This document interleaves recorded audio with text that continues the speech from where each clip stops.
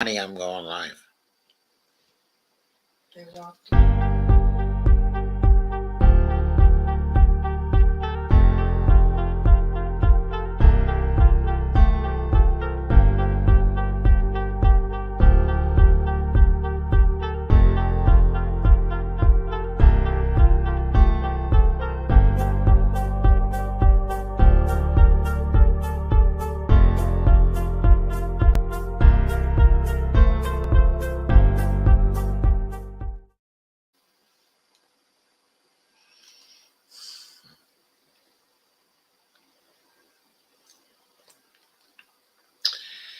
Hello, everybody. This is Empowering Democracy. I'm your host, Joe Firestone. And this is another Dump the Corruption episode. Tonight, I should be joined fairly soon by Dee Pierce,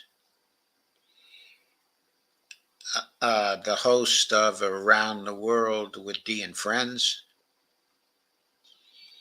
And our topic for tonight will be the fundraising of Tom Cotton, Rick Scott, Joni Ernst, also Mitch McConnell, and Josh Hawley. Okay. Some of my favorite GOP senators, not. Anyway, let's proceed.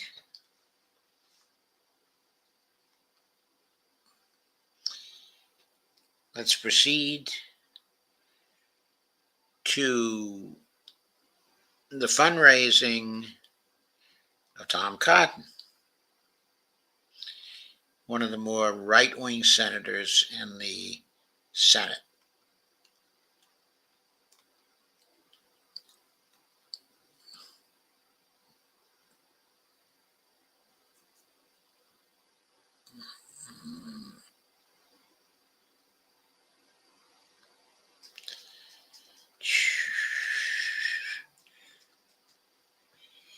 Here is Tom Cotton's summary data for his last Senate race in 2020. He raised $12.8 million, spent $6.7 million, ended with cash on hand of $6,396,953. He was opposed by Ricky Dale Harrington Jr., who's a libertarian, who raised $79,564 and spent $64,037. He ended with $15,527 on hand. And Dan Whitfield, who ran as an independent and who was a progressive, who raised $68,536 and spent $48,227. So, needless to say, when it came to spending, Tom Cotton had an advantage of 10 times over Ricky Dale Harrington, the libertarian, and about, roughly 15 times over Dan Whitfield. So they were grievously outspent. There was some outside spending in the race, but very little. $2,320 was spent in support of Tom Cotton's candidacy, and was opposed by $13,220 against his candidacy. That was a net loss of about $11,000. Ricky Dale Harrington had $320 spent in support of his candidacy, zero in opposition to his candidacy. So outside spending was not a factor in this particular campaign. Looking at the candidates page, we have 66.5% of the vote went to Tom Cotton. Cotton had small individual contributions of $3.9 million, which represented 30.33% of what he raised. I dare say that the small individual contributions were enough for him to win. But he flunks the litmus test anyway, because he had $4.2 million in large individual contributions greater than $200. And he had PAC contributions of $1.755 million. There were also other contributions, that is, contributions in other categories than that, as well as candidate self-financing. But in that other category, which we don't know where that came from exactly, how it squares with this classification, $2.9 million in the other category. I wonder what those were. I'd like to know what they were. It would be nice to know that.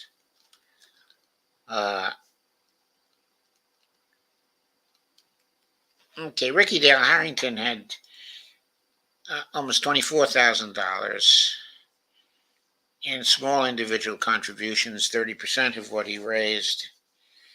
Large individual contributions, though, were $55,000 roughly, 69% of what he raised. So he flunks the litmus test on those grounds, that he took the large individual contributions. There was only $100 in PAC contributions for him, and candidate self-financing was zero, and other contributions were $750. Dan Whitfield raised $54,359 in small individual contributions. That was 80% of what he raised.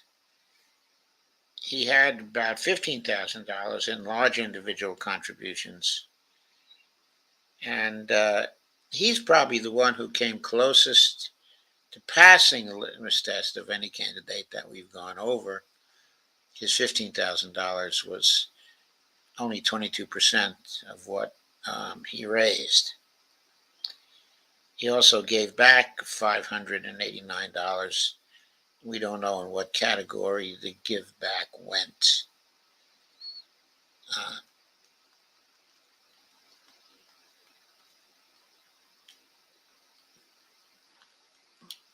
Josh Mahoney, a Democrat, also ran in this race, but he evidently did not get to the final round, and there was no reporting of his financials. He seemed to do less well than either the Libertarian candidate or Dan Whitfield. Okay, Libertarian candidate, I failed to mention, got 33.5% of the vote. That was Ricky Dale Harrington Jr.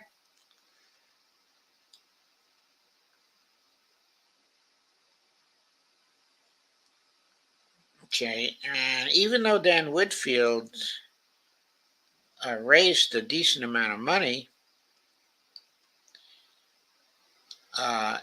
he didn't get even 1% of the vote. So that was a little strange. I mean, compared to Ricky Dale Harrington, he raised a decent amount of money, $79,500 to $68,000, but he was unsuccessful in even getting 1% of the vote. So that's of some interest. Let's look at the industries.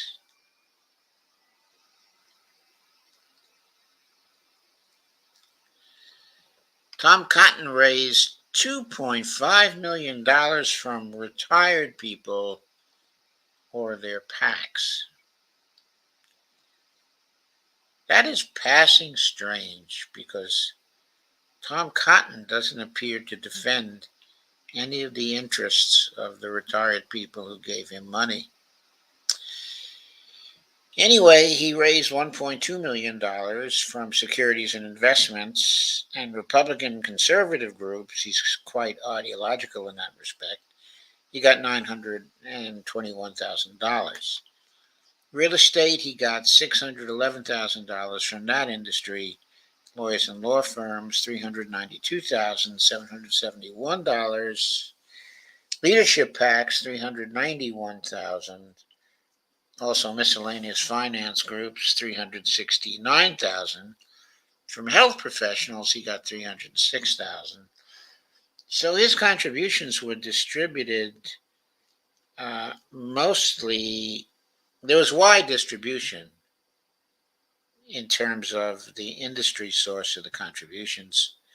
He got pro-Israel contributions of $170,000. Many categories of contributions here from different industries, but the really dominant contributions were from the retired industries, the securities and investment industries, and the Republican conservative groups, and real estate. Those were the four categories where he really cleaned up. 2.5 million, 1.2 million, 0.9 million, and 611,000 in those four categories.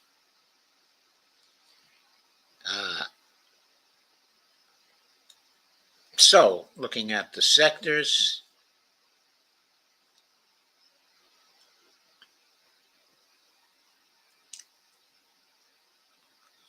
from agribusiness, 288,000, from communications electronics, 287,000, from construction, 227,000, from defense, 155,000, from energy natural resources, 334,000, and finance, insurance, and real estate, the fire sector, $2.8 million. Clearly, that sector was dominant in his financing. There was also $513,115 from the health industry, and lawyers and lobbyists, $524,000. $792,000 from miscellaneous business, ideology, single issue groups, $1.6 million, a really big area for him, almost as big as the fire sector. And in the other category, $2.7 million. We don't know where that came from. So that's of some interest, I think. So I think that pretty well covers it.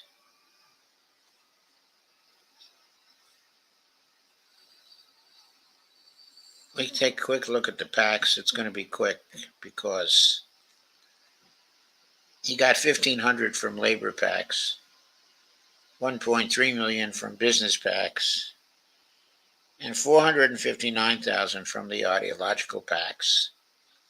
So it's clear where his money was coming from. So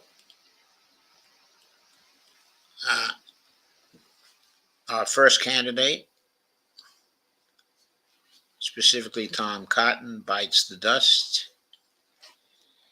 And now we move to Florida and Rick Scott. The last time Rick Scott ran for the Senate was in 2018.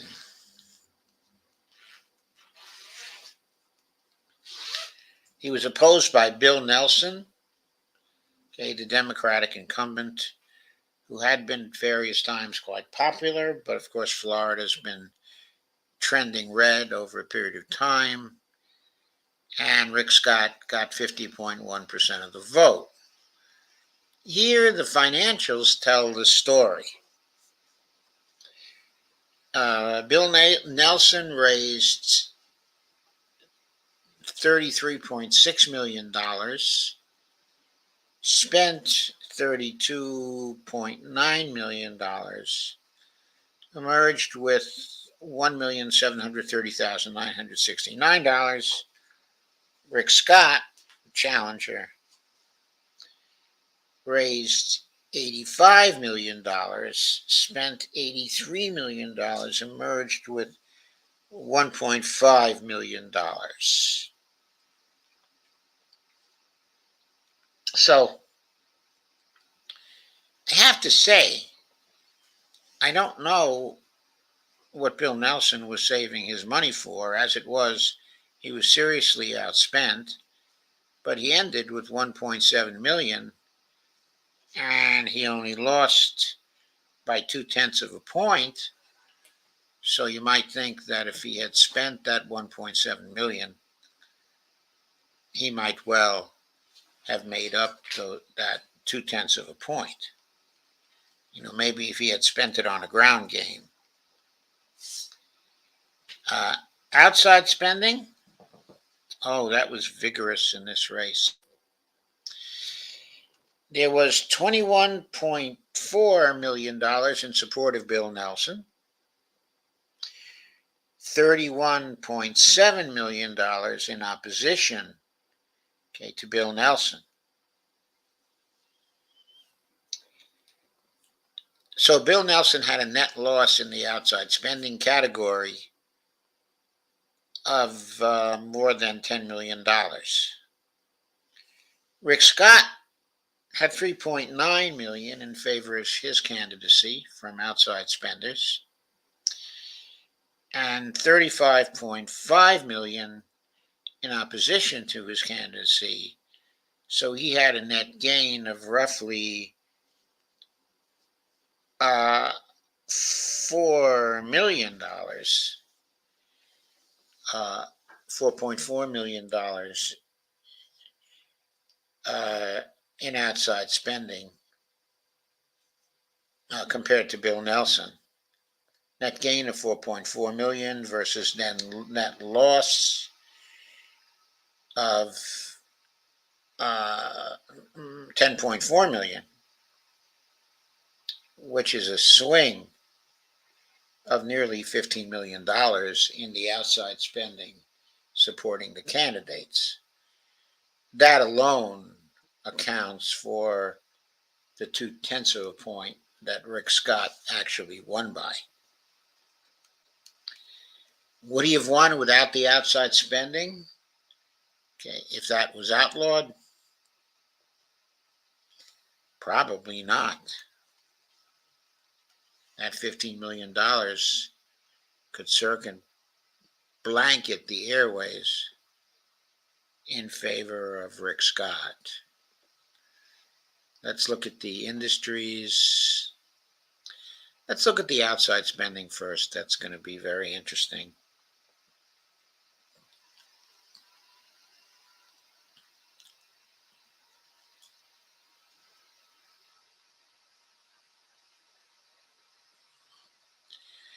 The United American Dream Fund, well, that was $31,000. AFT Solidarity, a blue pack, $273,325. AFT Solidarity is probably American Federation of Teachers. The America Votes Action Fund, the super PAC, put in $223,000 in support for the candidacy of Bill Nelson. The American Federation of States, City, and Municipal Employees, otherwise known as AFSCME, spent $973,000 in favor of Bill Nelson's campaign. And their 501c4 group spent another $155,000 in favor of Bill Nelson.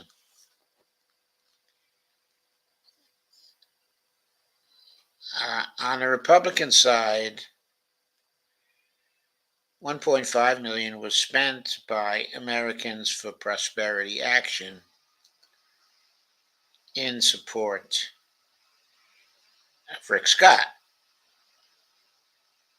$672,000 was spent in favor of Bill Nelson by the Black PAC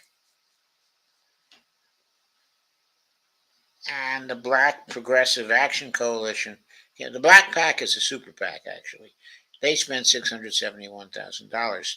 They're related 501c4, the Black Progressive Action Coalition, spent $355,000.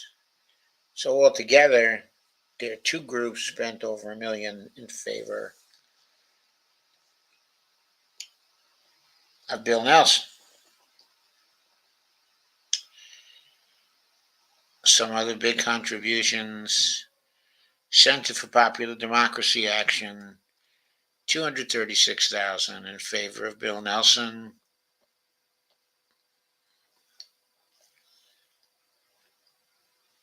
A Democratic Senatorial Campaign Committee, $3.3 million. That's a PAC. Favor of Bill Nelson.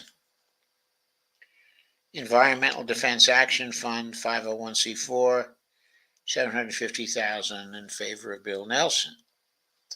We haven't gotten to the big contributions yet in favor of Rick Scott. The For Our Future Super PAC, don't know whose that was, spent $2 million in favor of Rick Nelson. The Giffords PAC spent about $600,000. That's a carry committee in favor of Bill Nelson.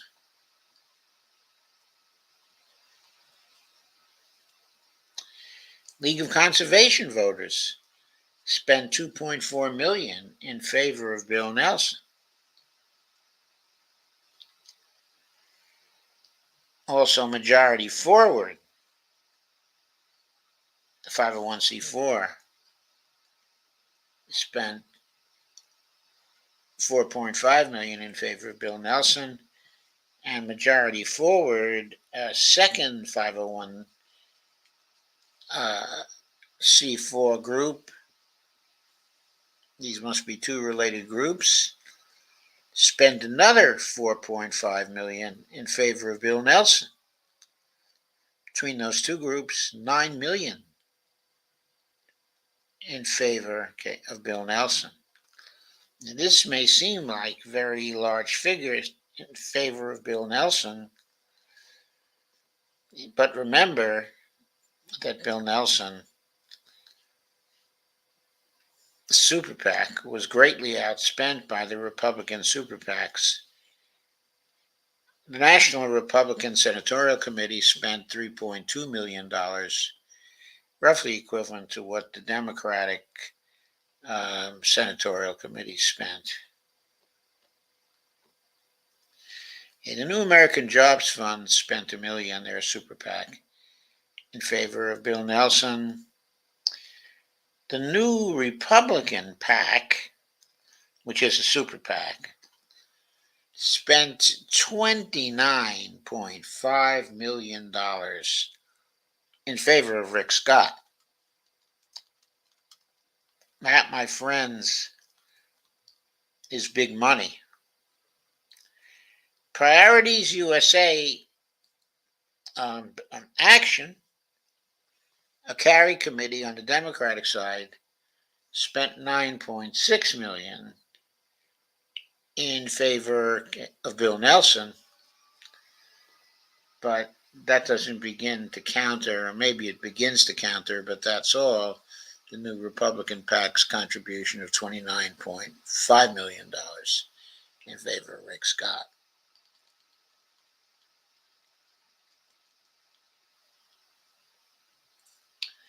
The Senate Majority PAC spent $21.8 million in favor of Bill Nelson. We're seeing huge contributions in favor of Bill Nelson here, and one huge contribution in favor of Rick Scott. Now we're starting to get to the Republican groups in force. There's Dee Peers joining us.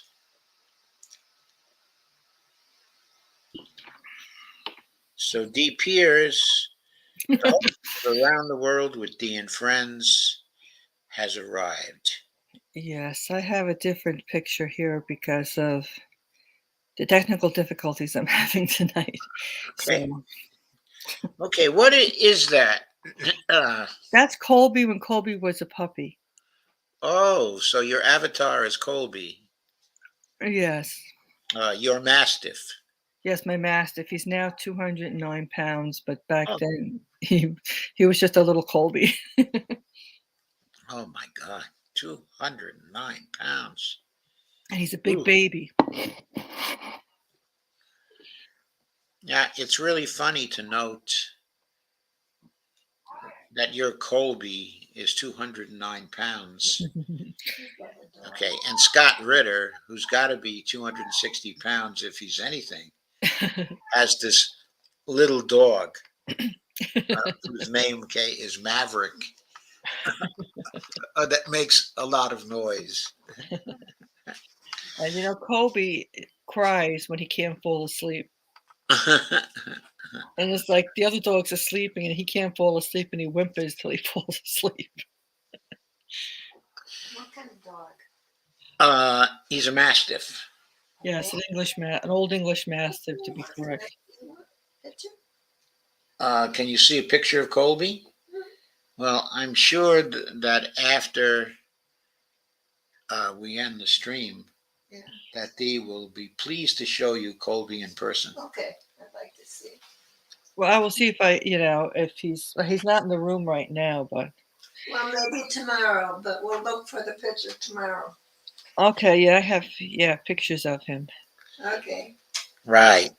Okay, so we were in the middle. We had gone through Tom Cotton of Arkansas already and ascertained quickly that he failed, the litmus test.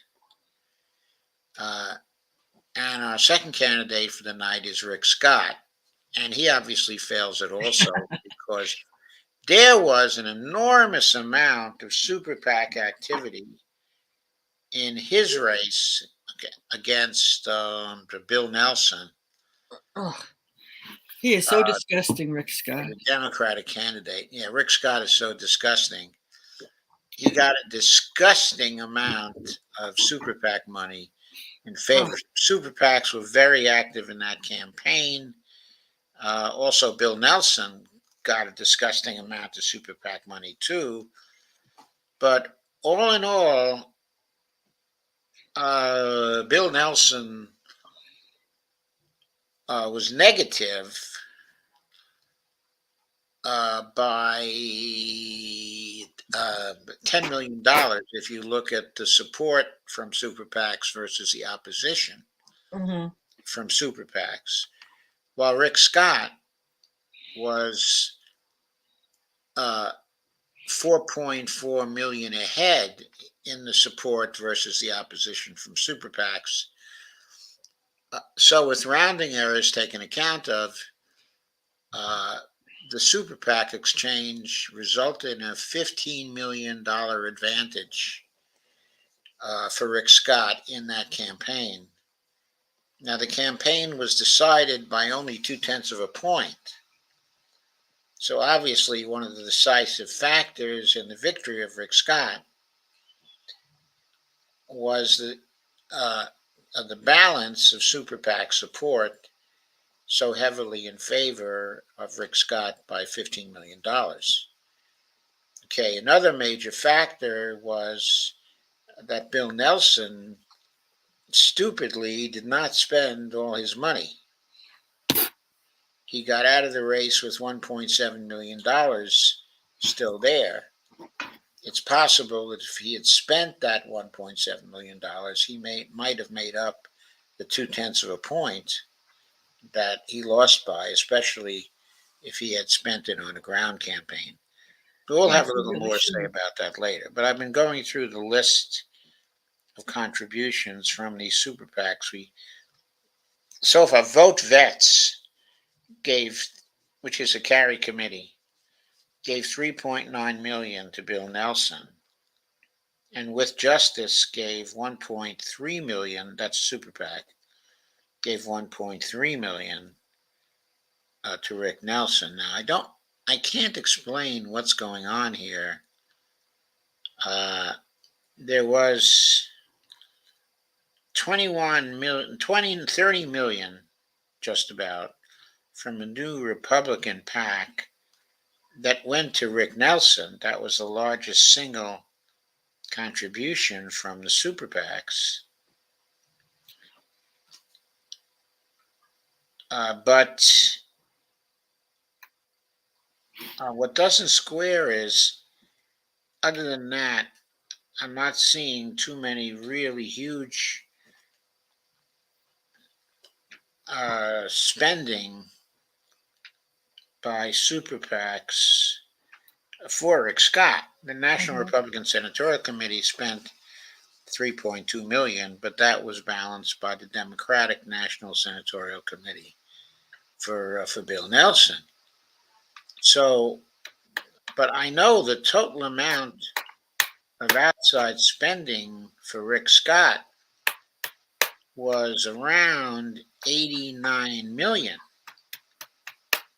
But I'm trying to see where it came from here. And the figures are not here. Okay, the figures are not here for that.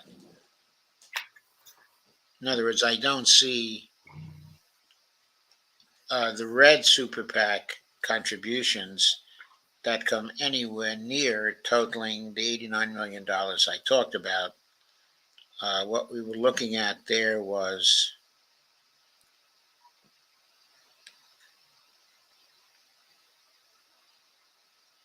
maybe I totally misread the super PAC contributions earlier. I have to revise what I said about that completely. Let me see if I made a mistake or if the summary page is inconsistent with the outside spending page. The summary page often gives the outside spending.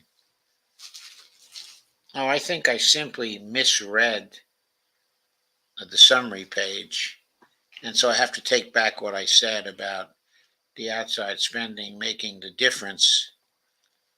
Okay, let me go back to the PAC page because it was I who made a mistake in reading that off. Okay, so I'm back on the outside spending page now. The correct figures are, as I said earlier, that Bill Nelson had 21.4 million in support of him and 31.7 million in opposition to him. So he had a net loss of roughly 10.5 million, or 10.4 million in there. But Rick Scott had 3.9 million in outside spending in support of him and 35.5 million in opposition to him. So he had a net loss of $32 million roughly. So net loss of $32 million versus net loss of 10.5 million. So Rick Scott So Bill Nelson comes away with a huge advantage, okay, in the outside spending because he has a much smaller net loss than Rick Scott has. In other words, he had a $25 million advantage in the outside spending over Rick Scott. So that's very, very interesting because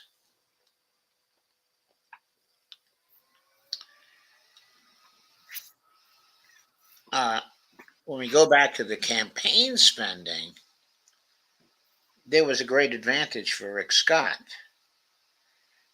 I should say not only the campaign spending, but the money raised in the campaign. But Bill Nelson raised $33.6 million directly, but Rick Scott raised $85 million directly. So even when we throw in the outside spending, we get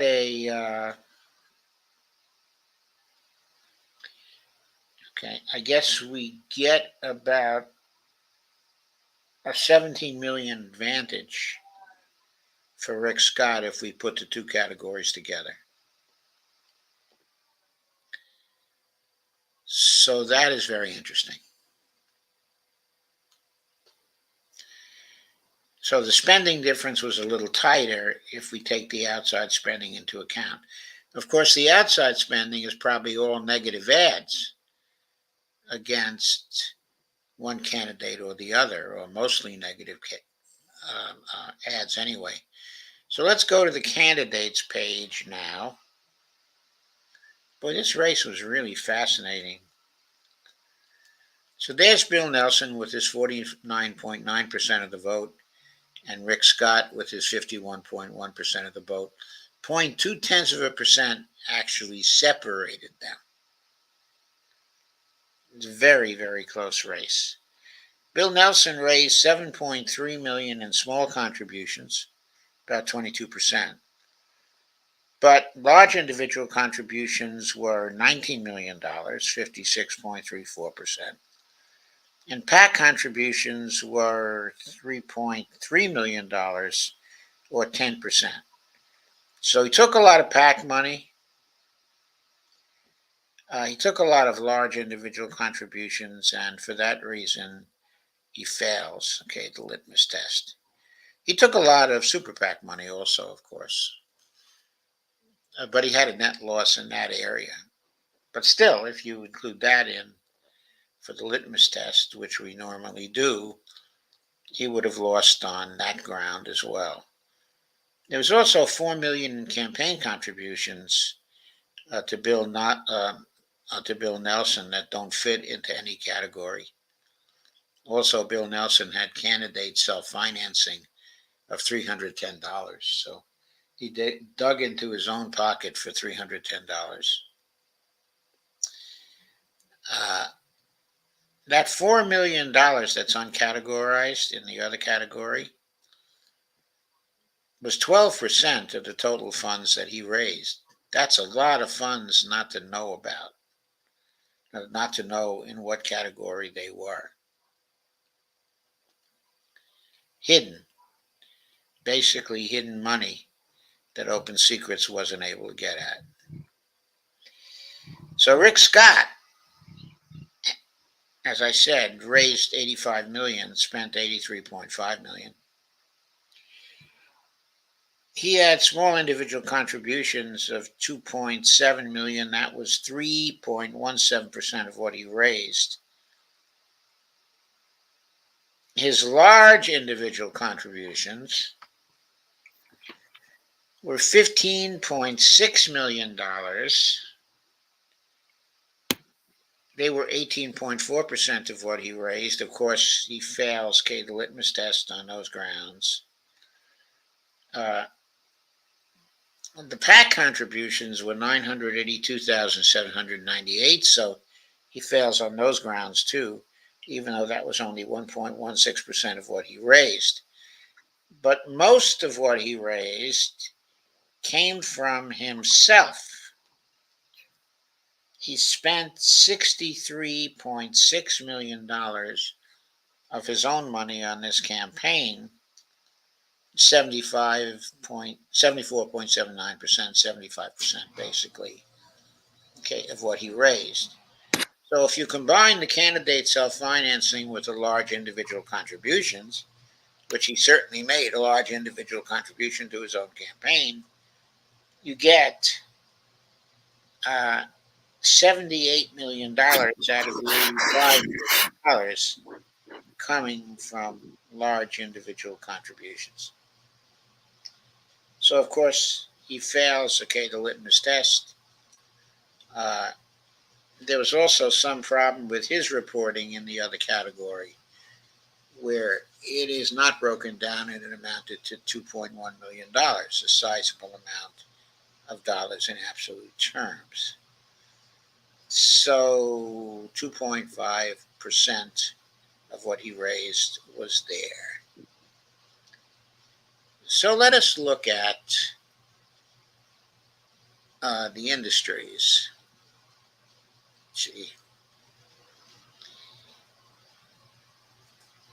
So Rick Scott bought that Senate seat. Personally, I think billionaires should be prevented from making contributions to their own campaigns.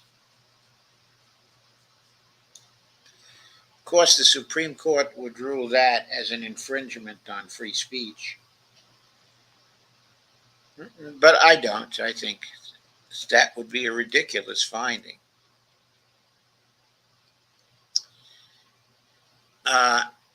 Rick Scott got $3 million from the retirement industry.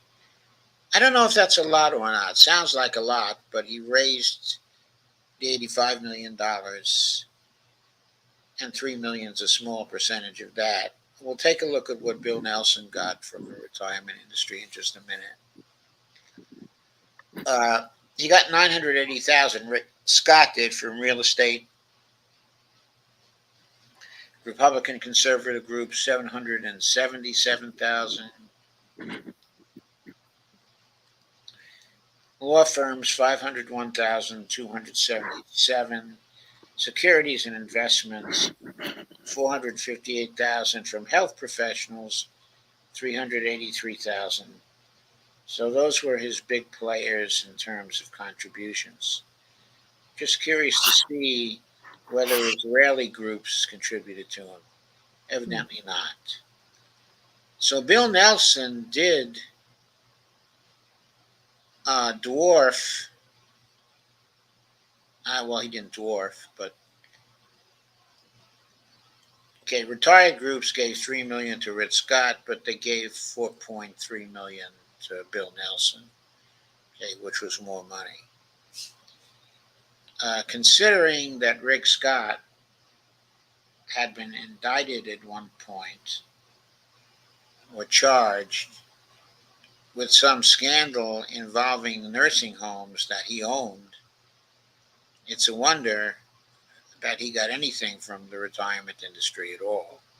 But that's just me. So lawyers and law firms gave $2.9 million to Bill Nelson. Securities and investment gave $1 million. Real estate, $1 million. Education, $1 million. Democratic liberal groups, $695,000. Health professionals, $656,000. And there were other major contributions, but those are really too numerous to read. Since they were too numerous, you can't put your finger on exactly who he sells out to, but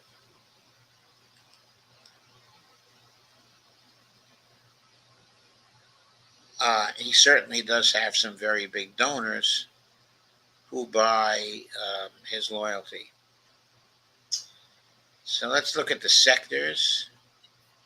That may be a tad more illuminating.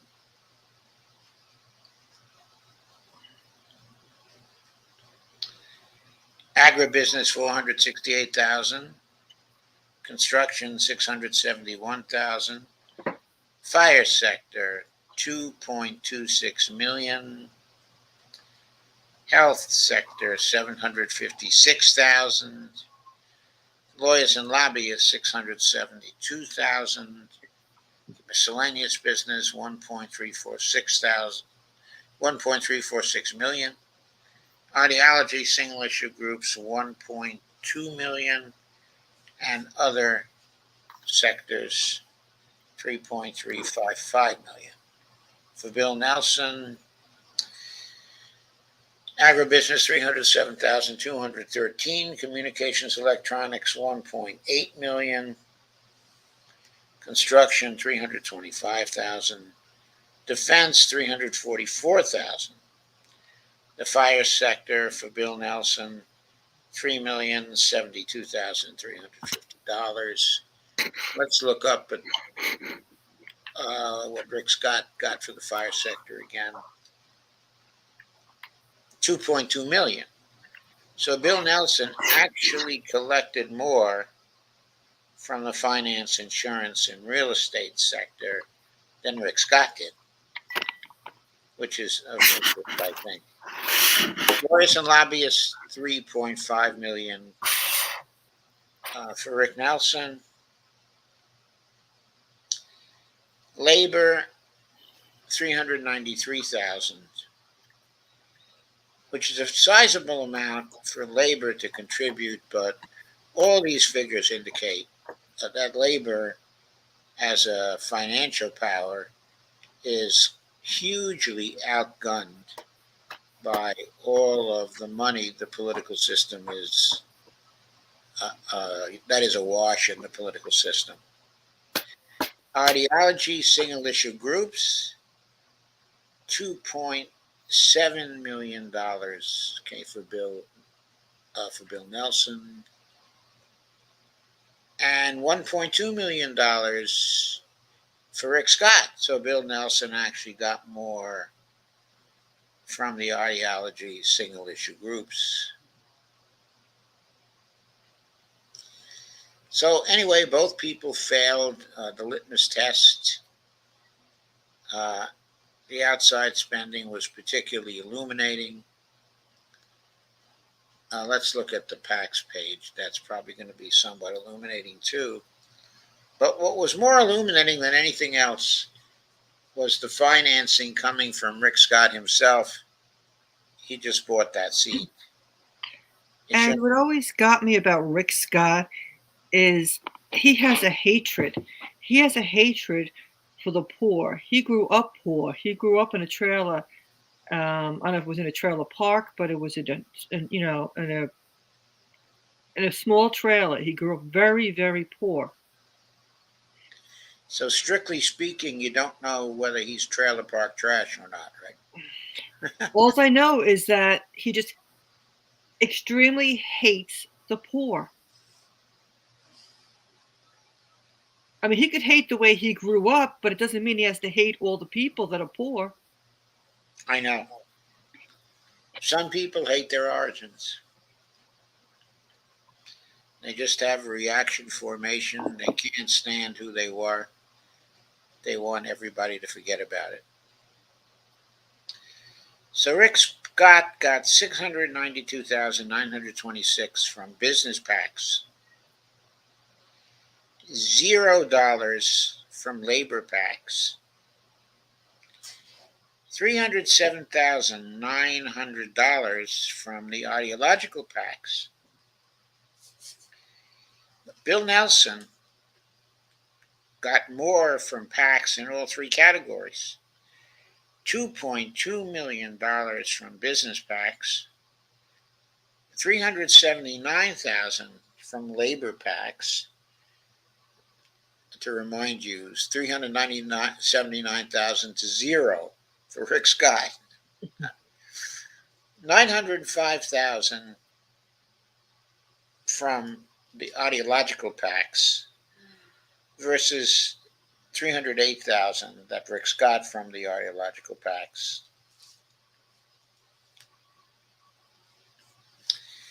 So I find the financing of this race to be fascinating on multiple levels. But everybody failed the litmus test. So another one bites the dust, specifically Rick Scott in this instance. So moving to the Iowa Senate race, which I must now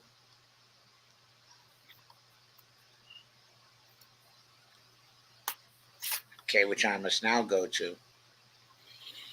This race was in 2020, and the winner was the incumbent, Joni Ernst, who, when she first ran for the Senate, threatened to castrate everybody in Washington the way she castrates pigs, if you recall.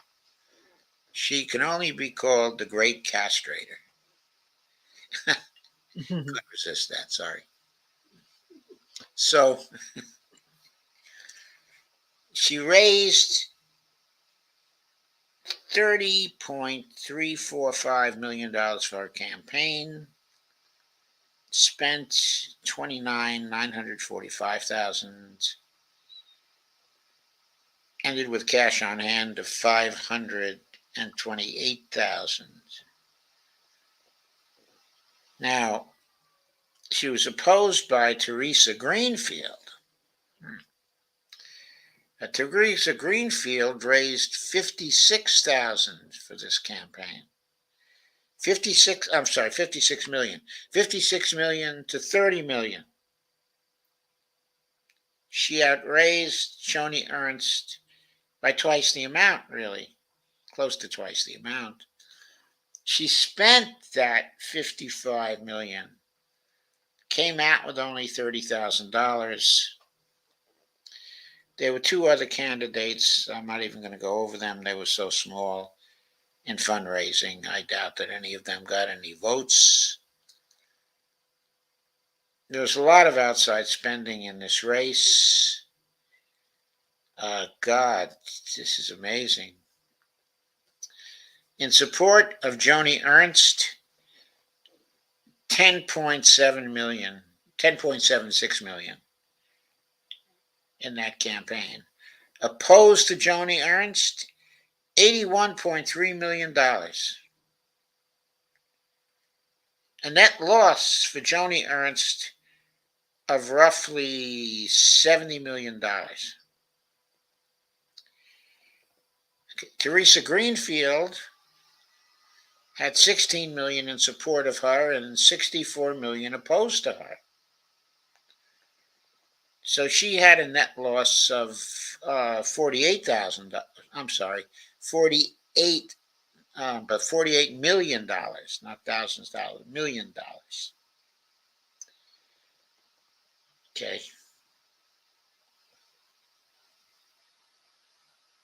So compared to Joni Ernst, that was a net gain for Teresa Greenfield,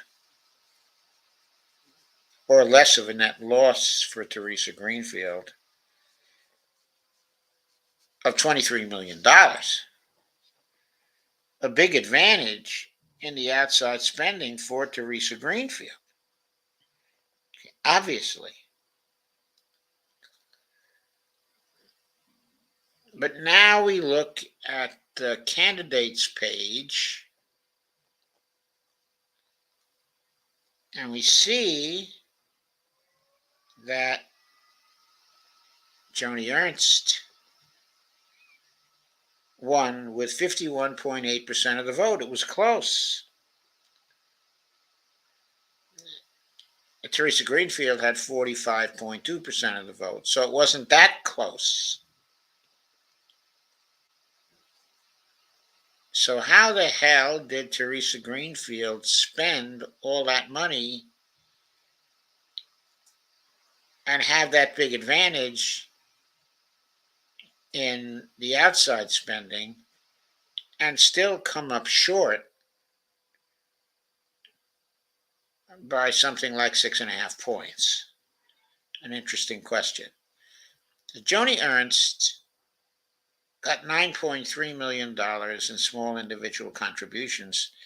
That was 30.72% of her contributions. So she must have run a populist campaign. Maybe her ground game was good. I don't know. Her large individual contributions were 13.647 million, 44.97%. So she fails a litmus test there. And her PAC contributions were $3.3 million. So she fails the litmus test there. This is another case where there's $4 million in the other category, and you wonder where that came from. Like small individual contributions, large individual contributions, PAC contributions, and candidate self-financing exhausts the sources of contributions that are not outside spending. So how can you have this other category here? I never know. That doesn't make sense to me. But what it does do is hide $4 million worth of contributions for Joni Ernst. Anyway, based on the large individual contributions and the PAC contributions, she certainly fails the litmus test quickly. But for Teresa Greenfield, she had small individual contributions of 19.7 million, 35.45% of what she raised. Higher in absolute terms and in relative terms than Joni Ernst. So likely she had even a stronger ground game. But she had 33.2 million in large individual contributions, 60% of what she raised. She fails the litmus test on those grounds. 955,000 in PAC contributions. She fails on those grounds. Of course, they both fail on the outside spending grounds. So both of them fail the litmus test. It's of some interest that Teresa Greenfield had less money in the other area, but she did raise $1.7 million in that area. So let's see where the money came from. Still not sure from what we saw how Teresa Greenfield lost. Maybe she didn't spend enough of the money on the ground game. I don't know. Maybe it was simply red state Iowa coming to the fore. Maybe the ads of Teresa Greenfield were not very good. But with that financial advantage, you'd think she would have been able to make it a closer race or even to win. So that's very interesting. But let's look at the industries, and let's look at the sectors, and let's look at the PACs.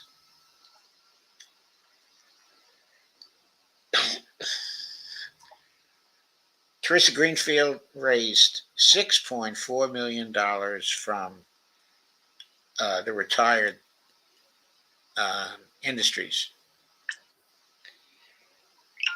That's more money than the Florida senatorial candidates raised. I find that very interesting. Also, Democratic liberal groups spent $6.2 million on her. Education industry spent nearly $5 million on her.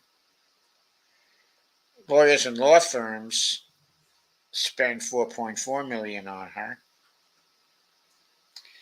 Women's issues, $2.5 million. Securities and investments, $2.2 million. Business services, $1.8 million, health professionals 1.7 million. A lot of big industry contributions to her campaign. Electronics manufacturing and equipment. By the way, you have to remember these are all direct contributions to the campaign. We're not talking about outside spending now. Civil servants, public officials, $1.5 million to her campaign. Internet industries, $1.6 million. Real estate, $1.5 million. TV, movies, and music, $1.3 million. Printing and publishing, $990,000. I'm not going to read them all, but I suppose it's notable human rights groups gave her $872,000. They don't have as much money to give as some of these other groups. That's a real big contribution for her. Pharmaceuticals came in with $430,847. Now, Joni Ernst, somehow the retirement people like her, even though, of course, she doesn't like either Social Security or Medicare. But she raised even more than Teresa Greenfield from the retirement industry, $7.6 million. And Republican conservative groups gave her $2.5 million, $1.4 million from securities and investments, real estate's $1.1 million. Leadership PACs, $588,000. Then you can generally see her other contributions, while sizable, were nowhere near the scale of Teresa Greenfield's contributions. I should point out she did get $263,000 from the pharmaceutical interests, but they gave even more money to Teresa Greenfield, $430,000.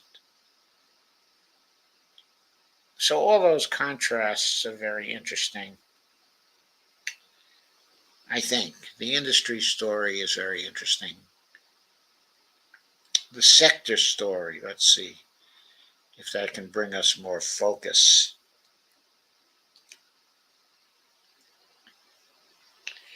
Agribusiness, which is big in Iowa, went big for Joni Ernst, $1.3 million. Communications electronics, $643,000. Construction, $766,841. I gotta say, I just don't understand that particular contribution, because the Democrats are so much stronger when it comes to wanting to spend on infrastructure, which of course is very good for the construction industry. They should always be for that. You wonder why they would vote for someone from the Republican Party who's pretty right-wing in that area. $242,000 from defense industry, $789,000 from energy, natural resources. The fire sector came in big for Joni Ernst, $3.9 million. Let's look up the fire sector for Teresa Greenfield. Oh, we haven't gotten there yet, so we'll check on that when we do get there. $1.149 million from the health industry, $847,457 from lawyers and lobbyists. You wonder why the senatorial race in Iowa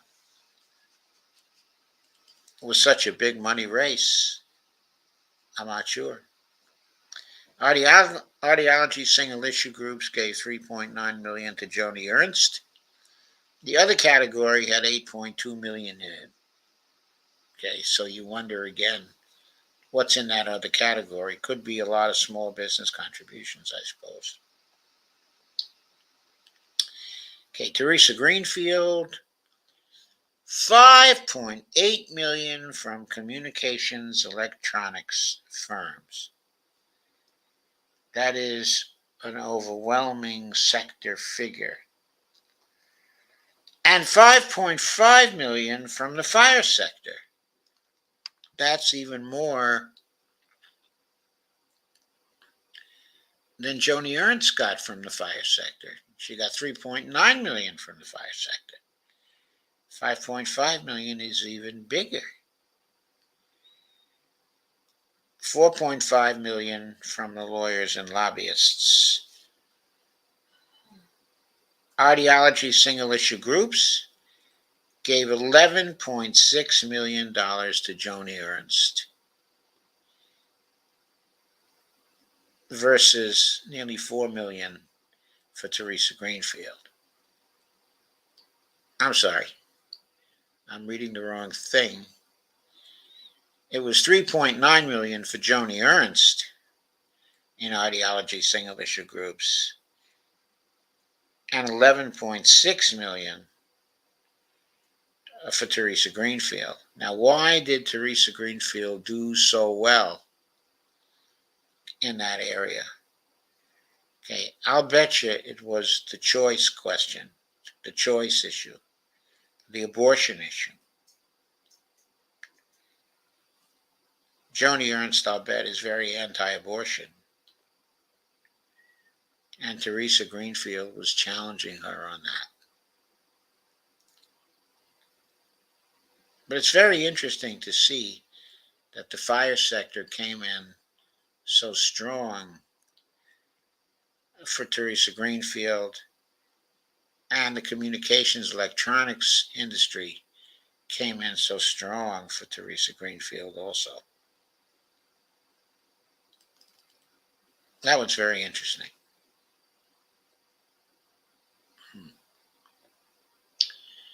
Phew. Okay. Sometimes when you watch the money flow from here, it's just incredible. I'm going to go to outside spending now.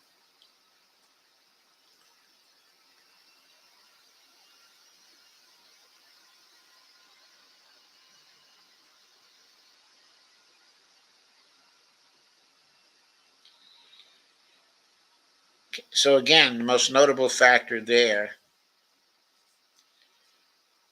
71 million net loss for Joni Ernst from the outside spending.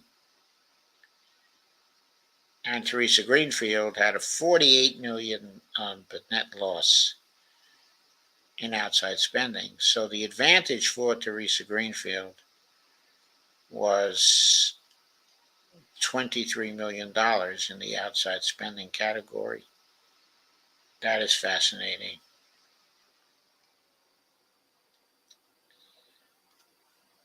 Okay, American Crossroads. They're a Republican super PAC, a red super PAC, $2.4 million spent. I can't tell whether it was, well, all of this is outside spending. So I still can't tell whether it was spent in support of Joni Ernst's campaigns or in opposition to Teresa Greenfield's campaign. American Federation of State, City, Municipal Employees asks me spend $1.5 million in favor of Greenfield and another $551,000 in favor of Greenfield outside spending, almost $2 million in outside spending spent, by AFSCME, either in support of Greenfield or in opposition to Ernst. The American Federation of Teachers, AFT, spent only $929. The America's PAC, a Republican super PAC, spent $738,786.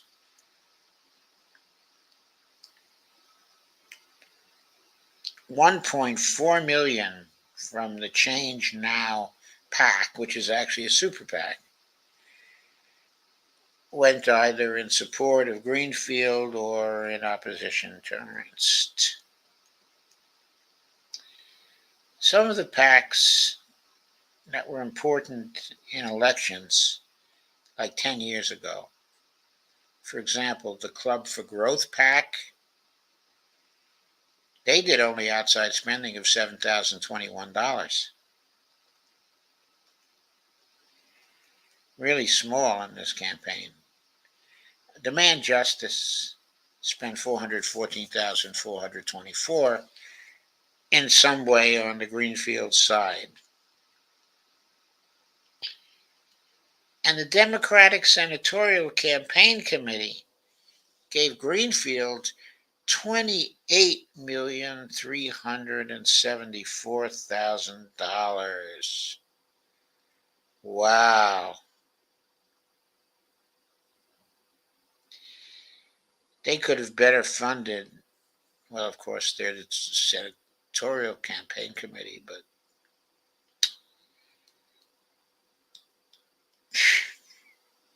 that's a lot of money. Every Town for Gun Safety Victory Fund spent $2.7 million. And Citizens United spent $2.5 million. Family Friendly Action Super PAC spent $4 million.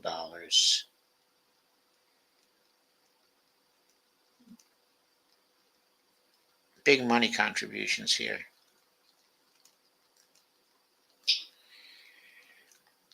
$2.2 million from Iowa Values Action, which is a red Republican super PAC. That went either to Joni Ernst, or in opposition to Teresa Greenfield. The Jewish Democratic Council of America gave, that was hardly worth mentioning, $750 from their super PAC. The L.C. Viggy Victory Fund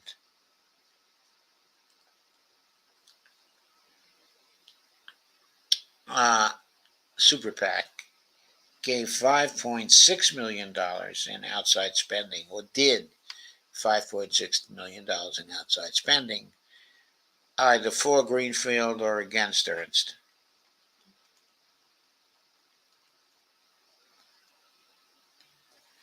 $1.7 million from the National Association of Realtors. That is neither for nor against. That's neither blue nor red. National Republican Senatorial Committee gave Joni Ernst $19.4 million to allow her to hold this seat. And it worked.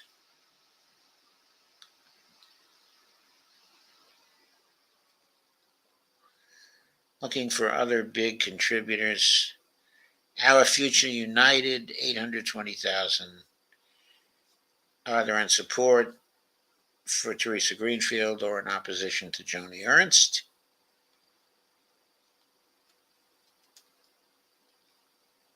The Plains PAC, a Republican super PAC, gave $11.7 million either in support of Joni Ernst or in opposition to Teresa Greenfield. I don't know which.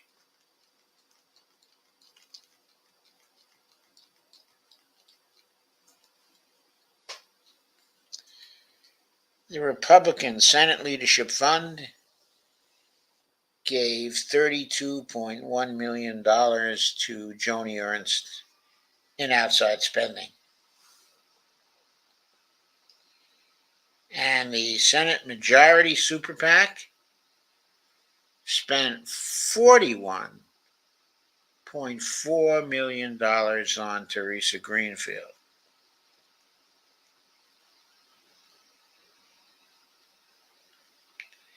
Wow. There were some big contributions floating around in this campaign. No question. Big money was all over the place. The Women Vote Super PAC, $5.9 million.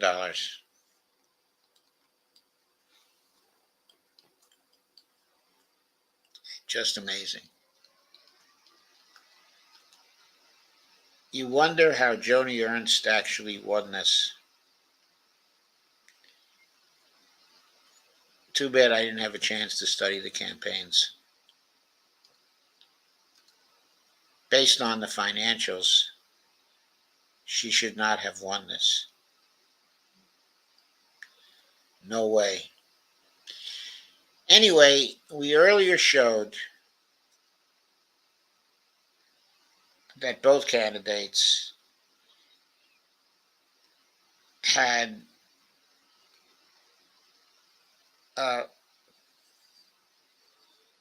large amounts of large individual contributions and PAC contributions as well.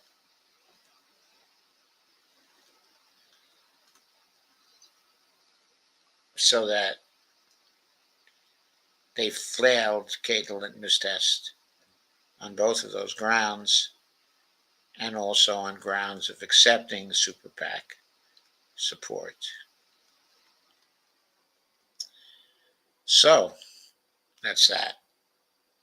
Oh my God, it's taken a long time tonight to go through these. Didn't mean to take this long.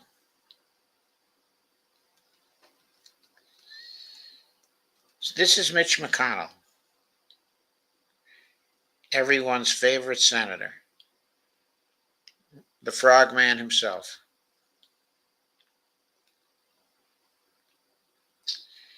He raised $71.3 million. Oh, this is another fascinating race, folks. This is a race that really measures the stupidity of the Democratic Party. Mitch spent $64.8 million. He ended with cash on hand of $6.811 million. He was opposed, by Amy McGraw. Maybe she pronounces her name Amy McGrath. I'm not sure. It is spelled McGrath. But anyway, she raised $94 million, $94.1 million. She spent $90.1 million. Came out of it with cash on hand of $3.389 million. She lost big. Spent $90.1 million and lost big. And outspent Mitch by $26 million. And still lost big. There was outside spending, too.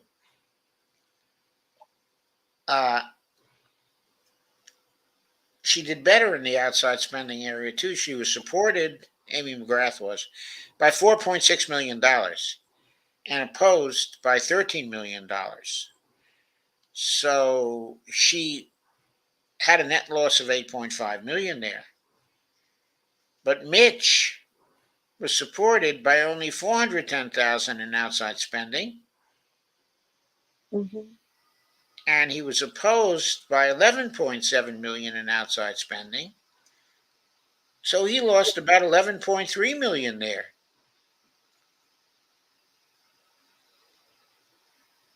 So there was a net gain for Amy McGrath in the outside spending area of $2.5 million. Apart from the fact that she outspent him by $26 million in the direct campaign spending.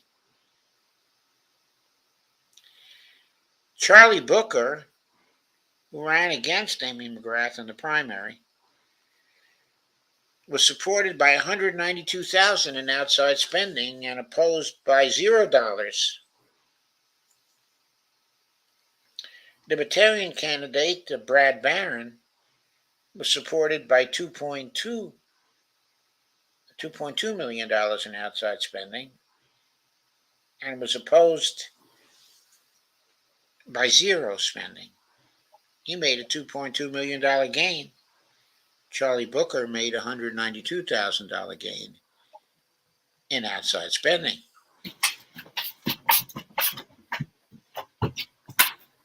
Let's look at the candidates page and see how things came out. Okay, remember this one was the 2020 election because races for the Senate, only 1/3 of the Senate stands, roughly 1/3 each year. So Mitch won easily with 57.8% of the vote. He had small individual contributions of less than $200. That's another big question. Why? That was 39.36% of what he raised. Why would not well-off individuals give small individual contributions to Mitch McConnell? I mean, what kind of weird stuff is going on there? I guess responses to ads. But he raised $28 million that way. He raised $34 million from large individual contributions and almost $5 million from PAC contributions. So he fails the litmus test on those grounds, but was surprisingly strong in the small individual contributions area. Just interesting to note. There was 4.369 million in the other category. That you can't help but wonder, how did the other category get there? Amy McGrath got slaughtered. She had 38.2% of the vote, in spite of the fact that she outspent the other guy by so much and had a substantial gain in the outside spending category also.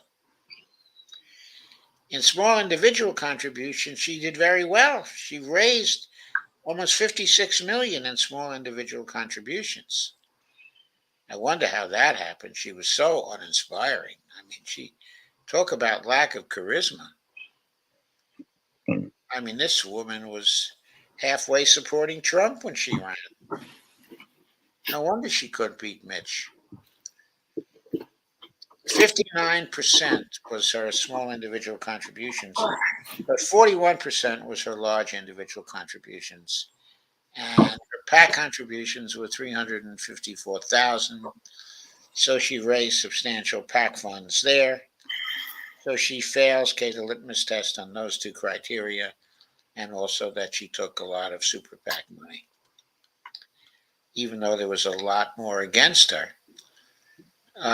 Amy McGrath also gave back $235,039 to somebody.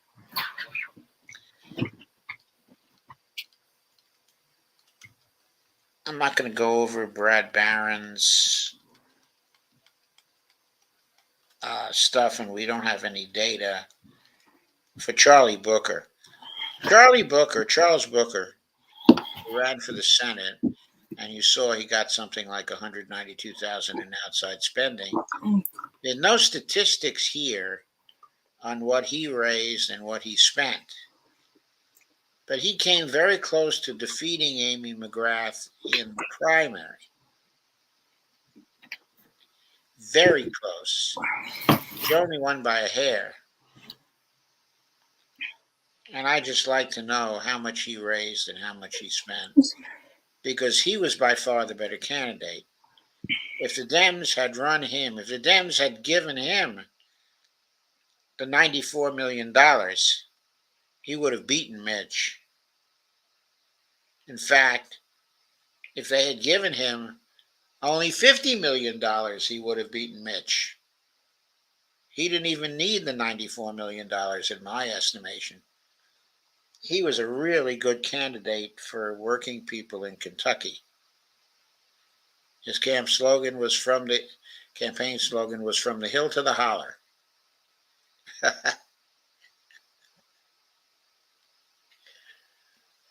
He was really an attractive candidate. That is from the progressive point of view.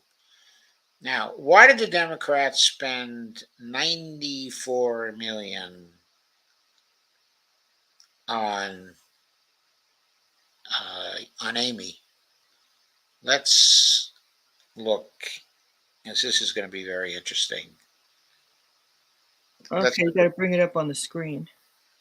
Thank you, Dee. You're welcome. Okay.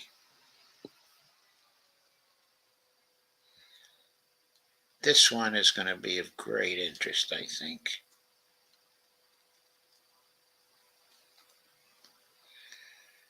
Okay, so top industries. $9.8 million from the retired industry. Almost $6 million from Democratic liberal groups. $5 million from educational groups. $2.5 million from law firms. $2.2 million from health professionals. Civil servants and public officials, $1.879 million. Big contributions from real estate, $1.4 million. TVs, movies, and music.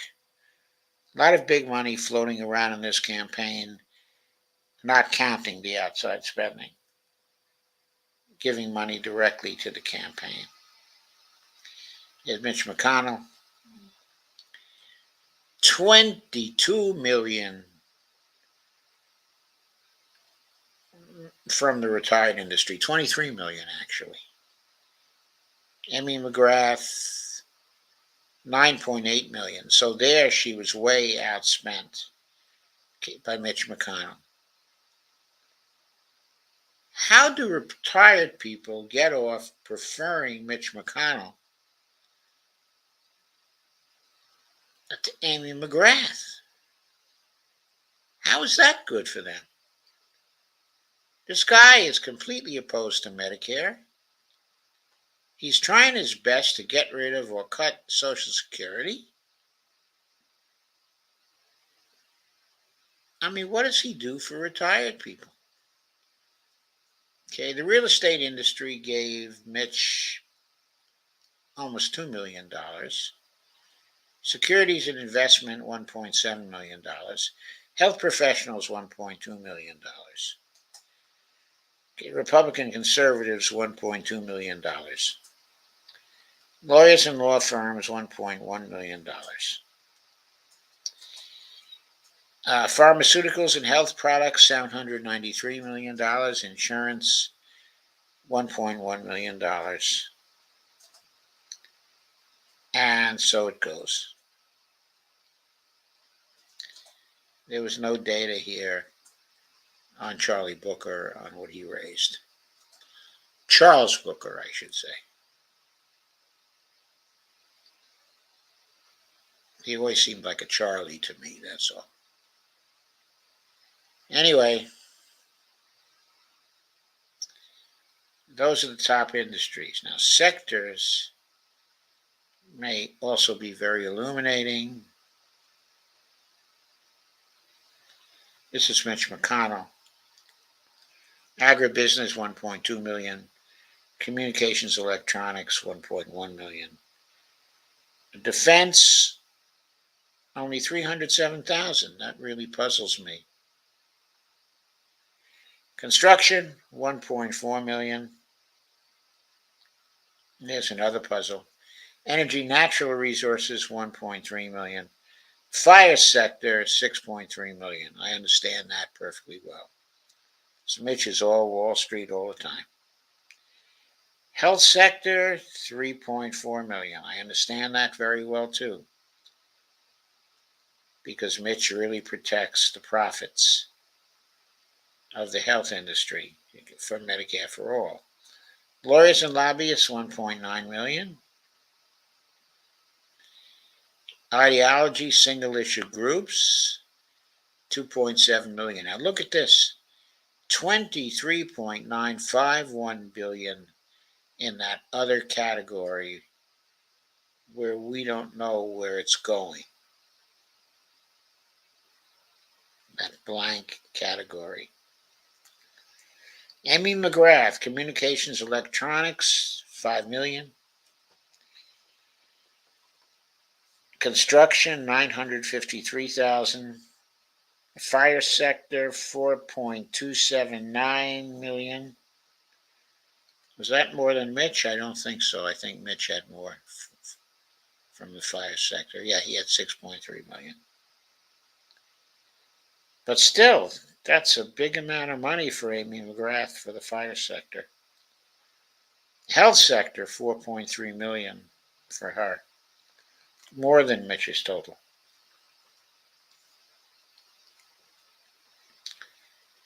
Labor gave her $238,014. Audiology single issue groups, 8 million. And there were 18.3 million groups and $18.3 million in that mysterious other category. Very, very interesting.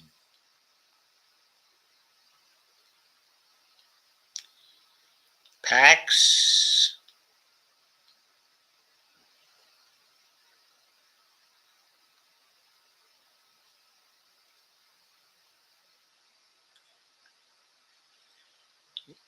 Business PACs, only 5,500 for Amy McGrath. Labor PACs, 162 million. Ideological PACs, 162,000. Ideological PACs, 193,000.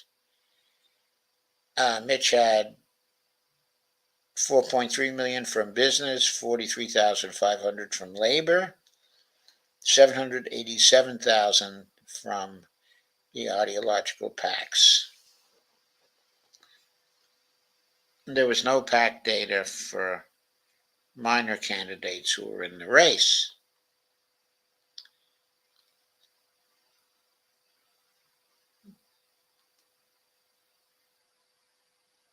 Impeachment alert. President Joe Biden, 30,000 signatures needed. How to impeach him? Yeah. Well, he has great protection against impeachment. This is Republican congressmen introduce articles of impeachment against President Biden. Yeah, that's not going anywhere Yeah. because Biden's biggest protection against impeachment Money. is his vice president. Because as bad as Biden is, I think everybody thinks that Harris is going to be worse. Yeah, she's horrible. Yep.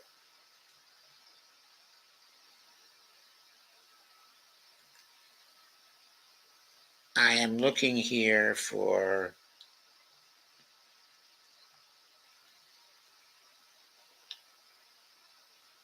see what the outstanding contributions were, single contributions were for Mitch. There was NORPAC, 163,575. Vote Sane PAC, 127,000. Blackstone Group, 110,000. UPS, 108,000. Other contributions too. Amy McGrath,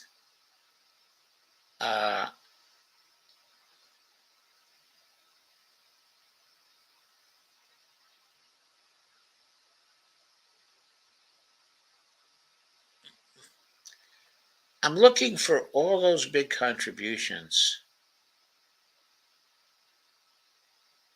and I'm not seeing them. I don't know why they're not there. I'm not seeing, what I'm looking for is those big Democratic Party contributions to Amy McGrath. I mean, look again at these candidate figures.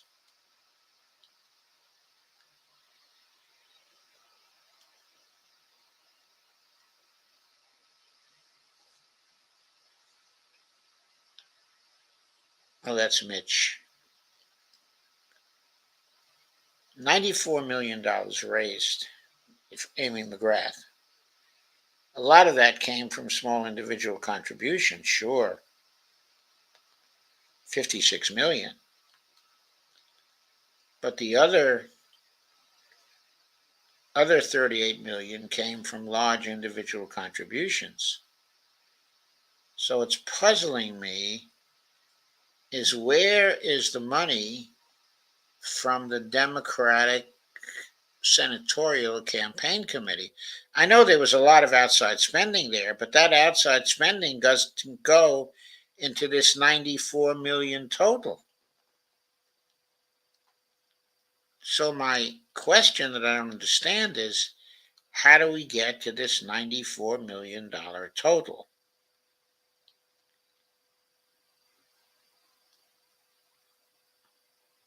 I know Democrats were very active trying to raise money in the form of small contributions for her. But there's no record of large Democratic senatorial campaign contributions to her here.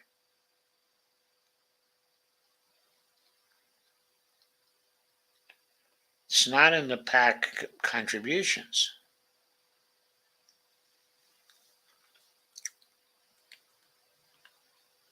It shouldn't be in the large individual contributions because it's contributions from an organization. So something doesn't add up here. I know the Democrats spent that $94 million on here. It was big news at the time of this race. All kinds of official Democratic Party contributions going to her from the DNC, from Chuck Schumer's groups.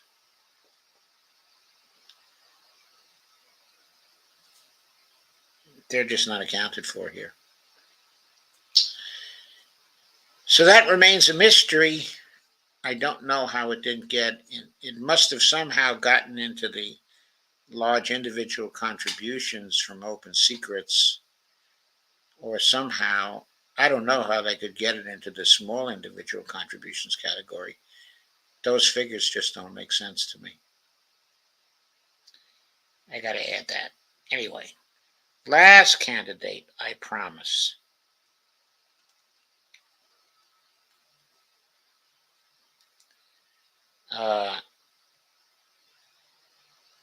Okay. This is the Missouri election in 2018 that saw Claire McCaskill defeated by Josh Hawley. This was another case of political malpractice. Claire McCaskill raised $38,934,452, spent roughly the same amount, came out with only $241,329 in her campaign. Josh Hawley raised $11,853,151, spent $11,377,636, came out with $475,515, and yet he beat her 51.4% to 45.6%, even though he was outspent by more than 3 times by her. Outraised and outspent by more than 3 times. There was also outside spending. Well, outside spending tells part of the story, but certainly not the whole story. This was a race of negatives. Claire McCaskill had $5 million in outside spending in support of her. She had $40 million against her. So she was in a net loss position of $35 million based on the outside spending.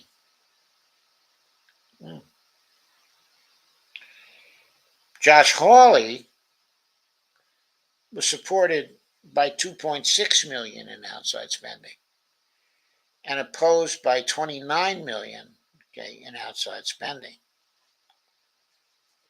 So he had a net loss of 26 million some odd in the outside spending category. Now, that's not as large as a net 35 million loss. So he had a net gain of 9 million in that category, but that doesn't offset the difference between 38 million in direct campaign expenditures versus 11.5 million in those kinds of expenditures. So how could Claire McCaskill blow this race? She must have had a really terrible ground game. Of course, Missouri has been going red, but still.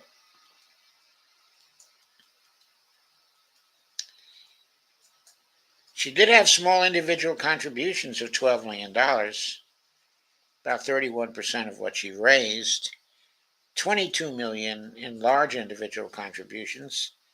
That was 54 million, 54% of what she raised. PAC contributions of $2.8 trillion. So she fails, Kate, the litmus test, clearly. That was 2.9% of what she raised.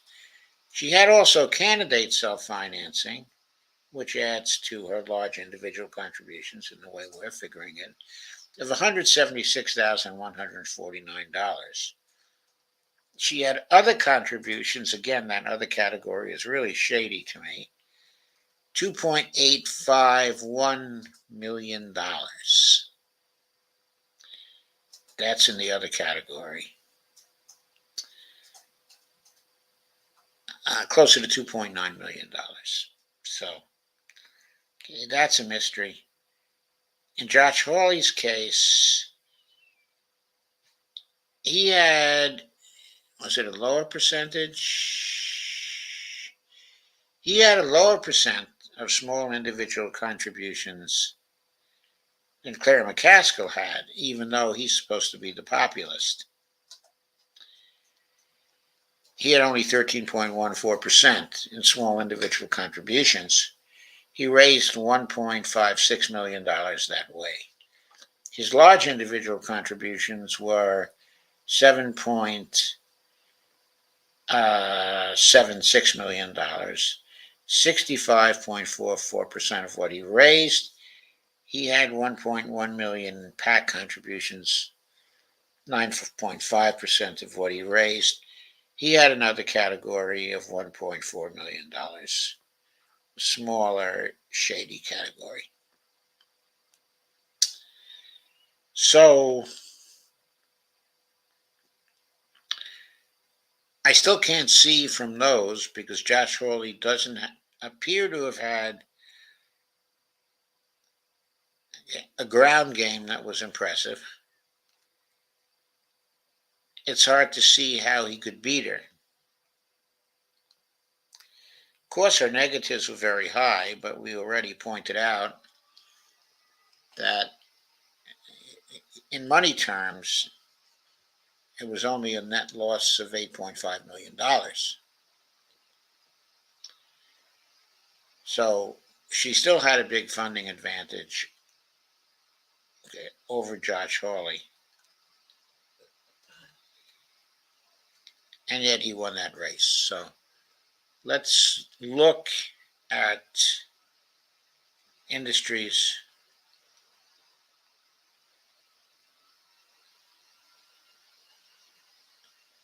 Okay, retired, 4.9 million, lawyers and law firms, 4.2 million, education, 2.1 million. Then the women's issues, 1.672788 million.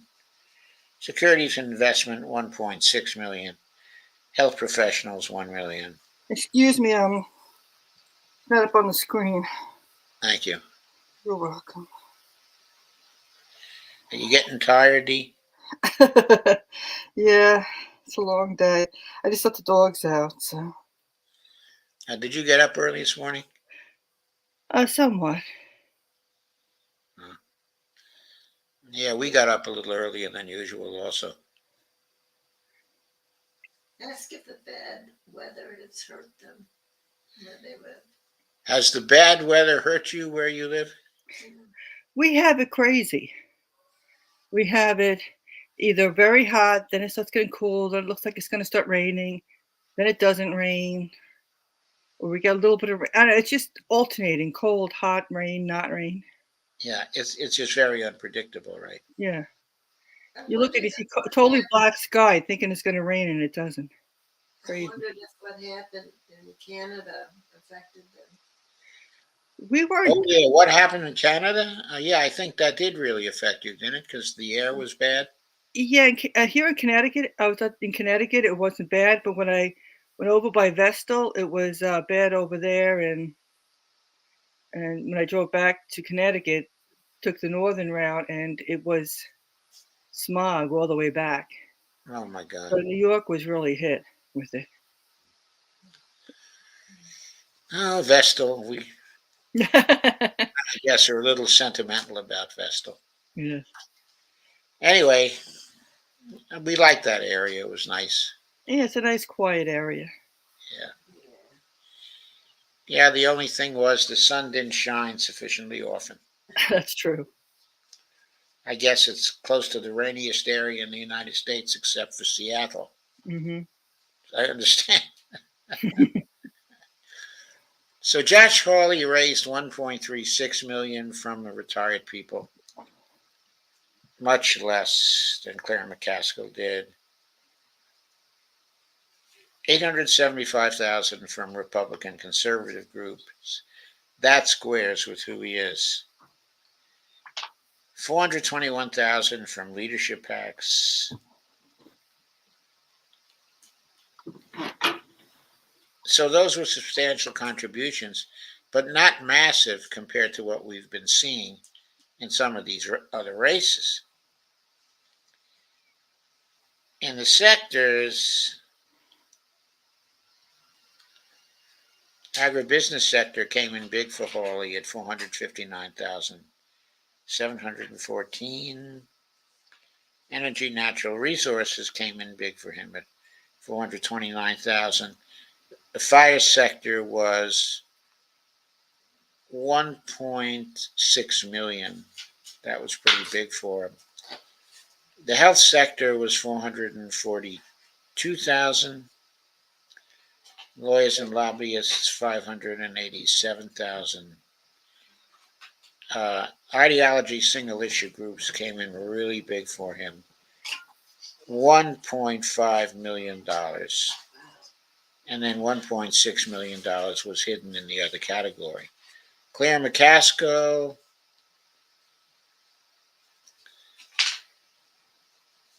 slightly less than Hawley in the agribusiness area, 346,539. Big in communications electronics, $2.2 million. Energy national resources, $267,000. 3.7 million from the fire sector compared to, what did we say Hawley's was? 1.6 million from the fire sector. So the fire sector went in big for the Democrat compared to the conservative Republican. You wouldn't normally expect that. The health sector came in $1.973 million in favor of McCaskill, only 442,000 in favor of Hawley. So lawyers and lobbyists, 4.6 million for her, 587,000 for him. I mean, you just don't see. Oh, in ideology single issue groups, 3.3 million for her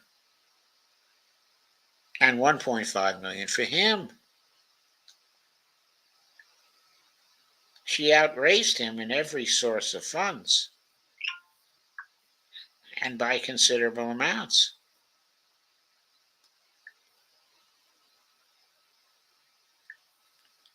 He must have had a stronger ground game, but you don't see that in relation to how much he got in small donations. So it's really quite puzzling, I think, as to how he won. She got 1.8 million from business, almost 400,000 from labor, 625,000 from the ideological groups. He got 574,000 from business, 7,500 from labor, and 550,000 from the ideological PACs. So she beat him in every category. It's really kind of a mystery why she lost to him.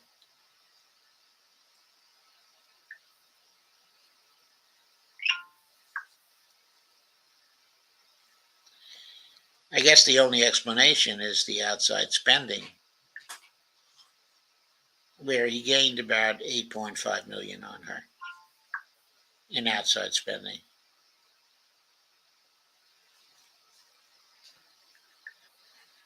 That's really so amazing.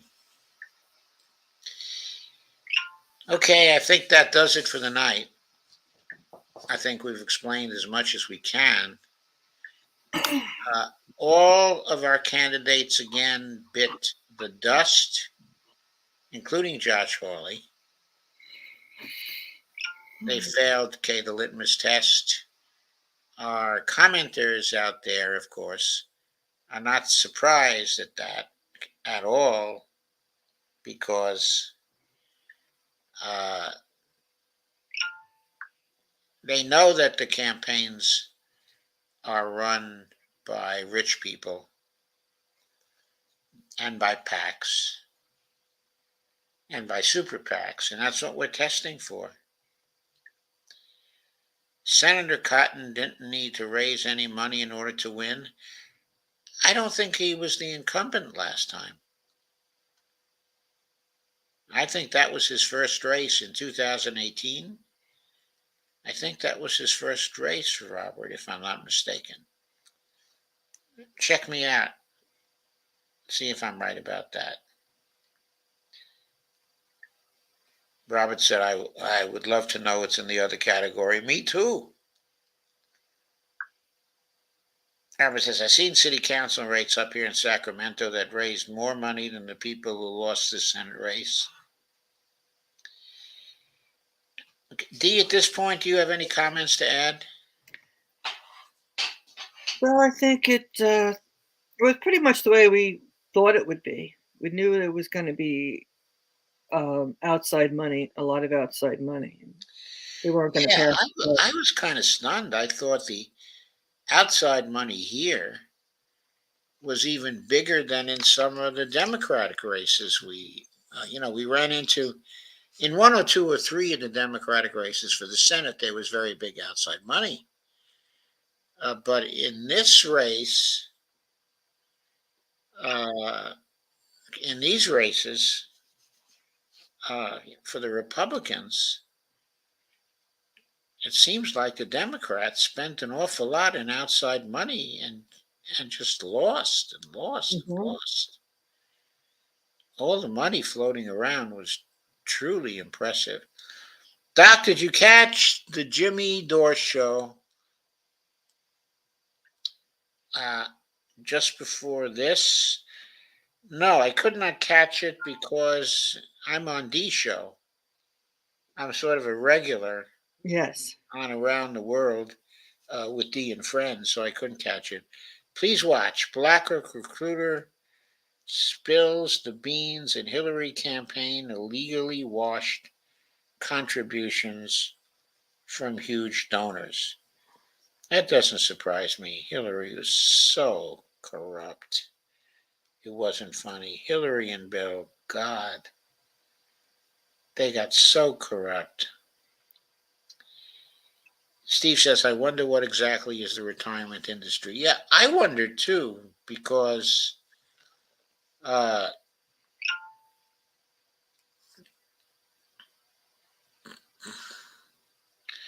I don't think it comes only from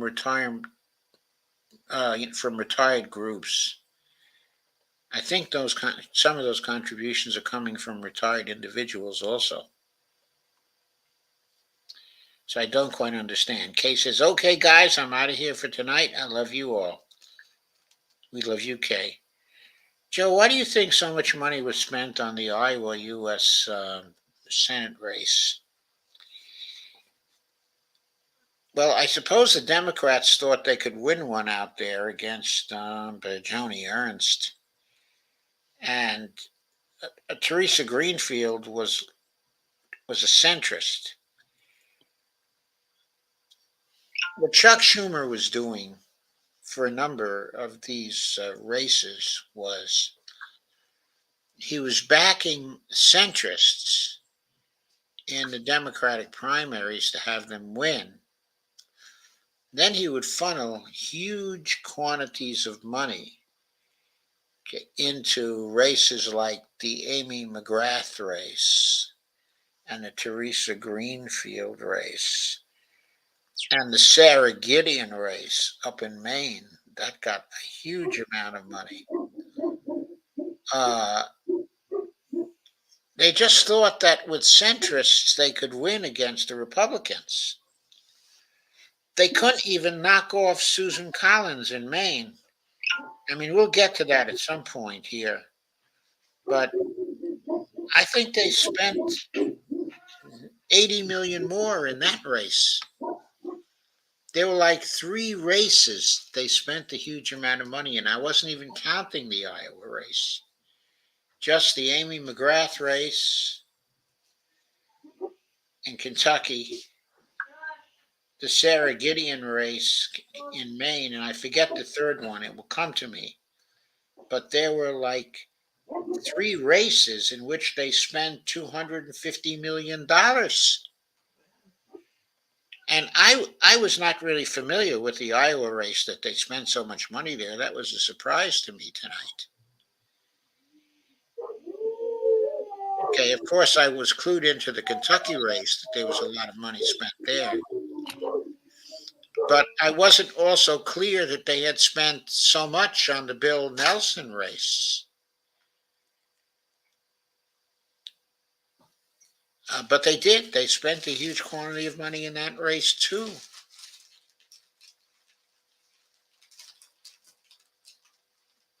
It was just incredible how much money they spent. How much did the Turtle Pack donate to Mitch? I don't know. I'm going to try to find that out from here. But the Turtle Pack was Mitch's pack, right?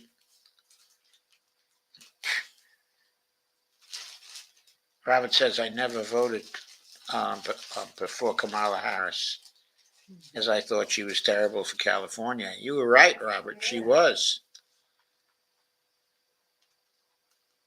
Just as we all think she'd be terrible for the United States. Robert says, I have a lot of family in Missouri, and my dad was a member of the Tea Party. Oh, wow. She says, mine is from East St. Louis in Missouri as well. Says my family. If this doesn't wrap soon, I'm going to go home to crash. Yeah, we're wrapping just about now. Sorry it took so long tonight, but these races were really interesting. The financing was really interesting. Your weather sounds like what we have in Northern California. And Steve Wolfman says, what is the fire sector? No, it's not fire department unions. The fire sector is finance, insurance, and real estate. It's a contraction of those 3 sectors. So It's basically the Wall Street sector. That's why I emphasize it so much. Tom Cotton took office in January 2015. So he didn't win that race. He was appointed, right?